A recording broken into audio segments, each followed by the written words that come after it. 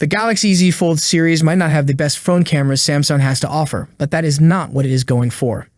Note, the Z Fold is meant to be a multitasking powerhouse, which is why it has a set of 3 cameras on its back and 2 selfie shooters on the cover and main displays. Let's take a look and see what the new Galaxy Z Fold 5 will bring to the table in terms of camera hardware and performance.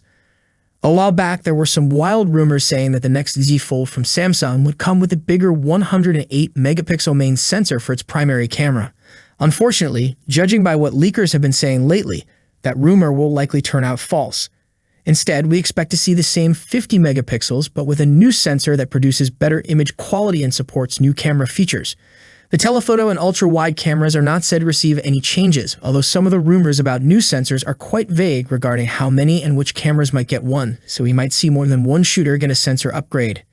Lastly, regarding the selfie snapper on the cover display, there has been some word hinting at a potential upgrade to a slightly higher megapixel count, bringing it from 10 megapixel to 12 megapixel, which should again mean a new image sensor powering.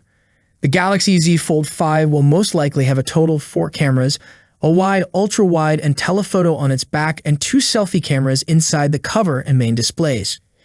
Here are all of the Galaxy Z Fold 5 expected cameras and their respective megapixel count. Main, 50 megapixel. Ultra-wide, 12 megapixel.